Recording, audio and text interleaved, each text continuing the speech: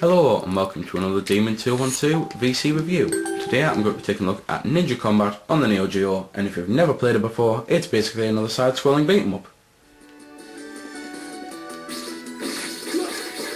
So here we go then, this is the start of the game. Basically you might have noticed already by now that it's not like any other side-scrolling beat 'em up, as you actually have ninja stars and the likes. You don't have punch and kick attacks, you just throw shurikens.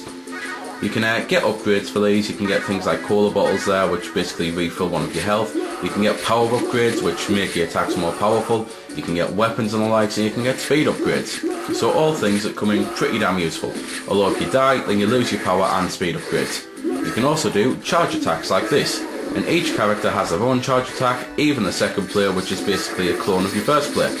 And you may be wondering why I'm saying that then, if he's a clone. Well, it's because this game actually has loads of characters on it, but you have to unlock them, and to unlock them you just basically do a certain stage. There's no way to keep them unlocked, unfortunately, which is a bit of a shame, but it's basically the likes of, if you beat level 3, I believe you get the girl with a sword who can throw things like hurricanes and tornadoes at their enemies, so that's pretty cool.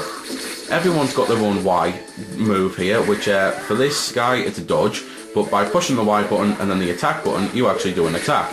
And some people have Y moves that actually are attacks as standard, so you don't have to push the button, but you can do anyway and do something different. But that's pretty much that then. It's, you may have noticed at the bottom there's a time limit. Basically the time limit is quite unique because it's a timer for a character, not the stage. Because on co-op, each character gets their own time limit, and when you die, that timer goes back up to 3 minutes. So if you haven't died in a long time, then quite obviously say 2 minutes, you'll have 1 minute left, whereas your mate might be on 3 minutes. So it's quite mad how that works. There's loads of different weapons on the game. There's things like axes, halberds, ninja, nunchucks or whatever they're called, swords, stuff like that. There's absolutely loads of weapons. They're all pretty mad to use and pretty fun. But that's pretty much everything there is to say about the game, to be fair, because it's just a standard side-scrolling beat 'em up. You go left to right, kill some enemies, kill a boss or two, and then you go on to the next stage. There's 7 stages overall, so it's got 2 more than Burning Fight, and if you're only after one of the NEO.GEO beat 'em ups here out of these 2, then I'd definitely recommend this one over Burning Fight, because personally I think the graphics are better, the music's better, and the gameplay's better. The only problem is, it does have a slight problem with the gameplay, same as Burning Fight. Burning Fight, it was the hit detection. This thing, it's you'll just magically turn around all of a sudden.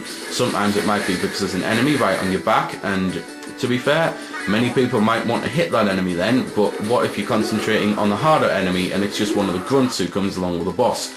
So it can get a little annoying that all of a sudden your attacks can just turn around, because even there I was holding right and there were no enemies behind us because they were dead, and it started to attack behind us.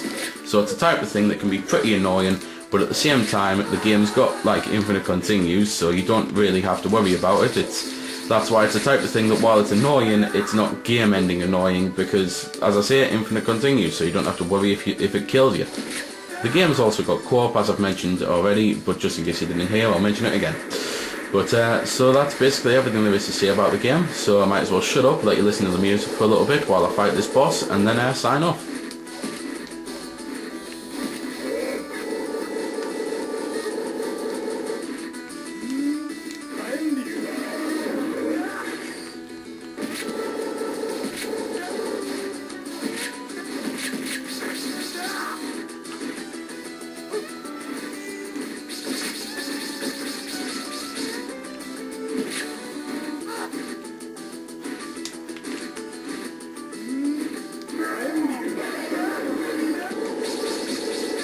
So there we go then, that was a bit of the music.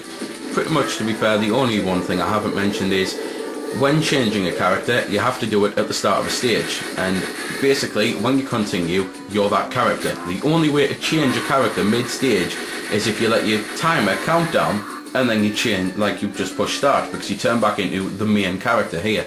So if you've chose one of the new characters and you don't like him, the only character you can change into is this guy here, and that's by, as I say, letting the continue timer count down, which does mean that you lose your high score, which is a bit of a shame. But that's pretty much everything. Although to be fair, you may have just noticed there was a cutscene there. The voice acting on the game, personally I think it's absolutely atrocious, and it's something I always skip. So I don't really know the story of the game. I don't know if it's worthy of a watch or not. All I know is, in watching the ending sequence, I wanted to, well, my ears were bleeding after the voice acting pretty much. So there we go then. that's been the review. I hope you found it helpful. I don't score the games because that's based purely on opinion, so instead I'll leave you to make your own mind up. So thanks for watching, and if you've got any questions about the game that I didn't answer in the vid or that hasn't been answered in the comments, then feel free to ask and I'll help if I can. Also, if you did find it helpful, don't forget to check out my channel because there's plenty more like this up there, and don't forget to subscribe because there'll be plenty more to come as well. So until next time, this has been Demon212, signing off.